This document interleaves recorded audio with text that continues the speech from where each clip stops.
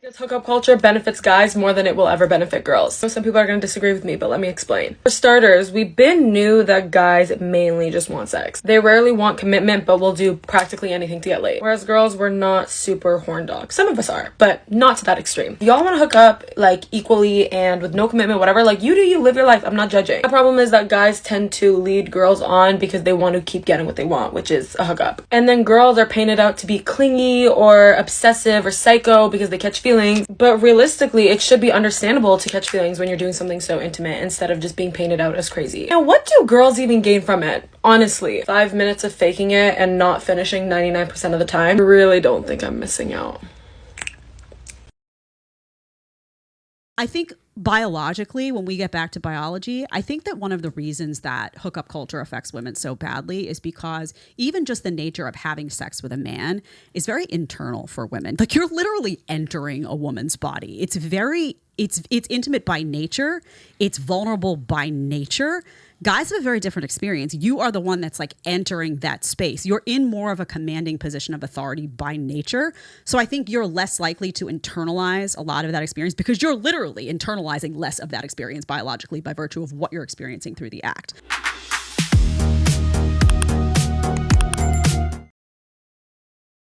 I never went to a college party and I don't regret it. It was an isolating experience then, but I'm grateful for it now. With that said, I tried. I moved my shit in, tried sleeping in a dorm. I mean, I even ate ramen. No matter how hard I tried, the idea of waking up the next morning not knowing what I did or where I was the night before never really appealed to me. In my opinion, this is where hookup culture stems from. Not dating apps, college. Drinking, partying, and racking up bodies aren't questioned in the college world. And this is why body counts have become so inflated over the years. It is so casually talked about in college. I remember listening in on conversations, and when I would hear other people's numbers, I would think I was doing something wrong. My biggest issue with the ran through argument is that both men and women are so brainwashed at this age that they don't see it as a problem until it's too late. If we want to fix this instead of complaining about it, we have to start addressing it at a younger age. Because basing your self-worth off of how many bodies you have isn't at all normal. The question we should all be trying to address is how we make anti-college culture trendy.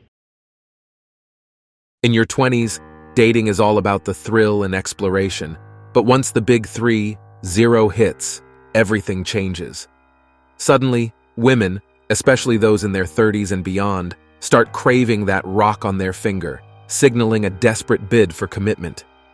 Meanwhile, men are realizing that signing up for this lifelong commitment might not be the best deal after all. While women dream of nurseries and white picket fences, many men are looking at their bank accounts and enjoying the freedom from hefty alimony or child support payments that come with the single life. In today's dating scene, many men prefer the casual fling over the ball and chain, leaving some women struggling to keep up. Stories of divorce and its toll on men have led to a sense of disillusionment. Some have seen it firsthand, leading to a loss of hope or a complete misunderstanding of how dating works. Navigating the dating world means balancing selfishly pursuing future desires, swiping left at the first sign of trouble, with being flexible enough to grow with a partner. But let's face it, aging can limit your ability to fulfill every commitment, especially if those commitments include a lifetime of kids and mortgages. Divorced men, typically aged 30 to 45, often show resilience and coolness, but there's usually some underlying bitterness and frustration. By the time people hit their 30s, they've developed filters to spot the good from the bad. It's not just about looks anymore. They're on the lookout for signs of crazy eyes and psycho vibes. Building trust takes time, especially when everyone's cautious about getting burned. Why do men prefer hookups over relationships? Well, besides it being safer, there's the perception that women over 28 are less desirable, thanks to what some call a physical decline. In today's dating world, people from 18 to 28 are out there exploring, prioritizing nights out with friends and casual flings. But around 25, some start thinking about settling down. And guess what? They often end up with someone a bit older, around 28 to 32. But when the big 3, 0 hits, things get dicey, and divorces become more common. Studies even suggest that the more partners a woman has had, the less likely her marriage is to last. So maybe it's time to rethink that exploration phase. Society loves to put a spotlight on women between 18 and 24, claiming it's their prime, or more precisely, the hot girl summer of their lives. During this golden era, they're showered with attention, getting free drinks, and maybe even enjoying the perks of sugar daddies or sponsored trips. This lavish treatment can sometimes lead to a lingering sense of entitlement that follows them into their late 20s and beyond. But around 25 to 30, things can take a turn. Some women start embracing hardcore feminism, especially if they feel they're not fitting into society's narrow beauty standards.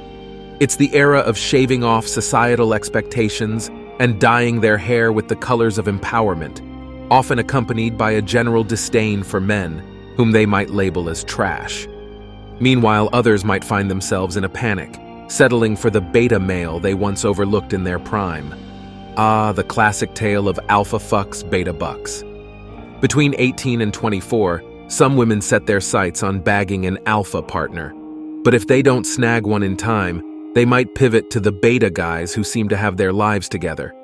These beta men are often the stable job havers and the corporate ladder climbers, while the stereotypical Chads and Tyrones pursue different paths. Relationships with beta men can sometimes feel more like a transaction, which could explain the uptick in cuckoldry, where women married to beta partners seek additional excitement from bulls on the side. From my point of view, any man thinking of marriage should have a bulletproof prenuptial agreement, no matter how financially secure he is.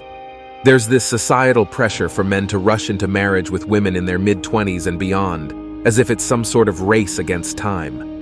In my book, a man should take a good 8 years to thoroughly vet a potential life partner before even considering the big M. Many men have seen the potential landmines of marriage and chosen to remain single. The average American woman today is about 5'4" and 168 pounds, surpassing the average size of a man in 1960. Men nowadays tend to value physical appearance more and appreciate qualities like fitness, femininity, and cooperation, which not all women fully embody. Traits like being large and assertive might not be high on the list of desirable attributes for many men. In bygone days, divorce was a scarlet letter, particularly for unwed mothers. But in today's world, divorce is as common as a morning latte, with a surprising twist. Women are often the ones pulling the trigger, despite being the biggest cheerleaders for marriage initially. Shockingly, stats reveal that 70% of divorces are kicked off by women. Back in the day, folks would tie the knot in their late teens or early 20s. Nowadays, women are waiting until their late 20s, while men are holding out until almost hitting the big 3, 0. By this age, men have shifted gears from being hormone-driven party animals to focusing on their careers. They've either witnessed or heard horror stories of men getting financially gutted, losing custody battles, and enduring all sorts of divorce woes, so they're understandably gun-shy about settling down. Aware of the minefield that is relationships, men are more cautious about jumping into the deep end. As men hit their 30s, the dating game changes. The pool of childless, fit women shrinks considerably. Let's be real, having kids is not exactly a selling point for a man who isn't their biological dad. Most men aren't actively seeking out relationships with single moms, knowing that it adds a layer of complexity. They get that a woman's main focus is her kids and herself, and if the guy even makes it to third place in her priorities, he's considered lucky. When it comes to what men want in women, some things haven't changed much over the past 60 years. While men may have evolved physically, they're still largely judged on their looks and ability to provide. On the flip side, women are still dealing with judgments primarily based on their appearance. And that's it for today on Sigma Traits. Make sure you hit that like button, smash that subscribe button, and don't forget to ring that notification bell. Support this channel through membership. You can also support through PayPal link in the description. Let us know your thoughts in the comments below. See you all tomorrow.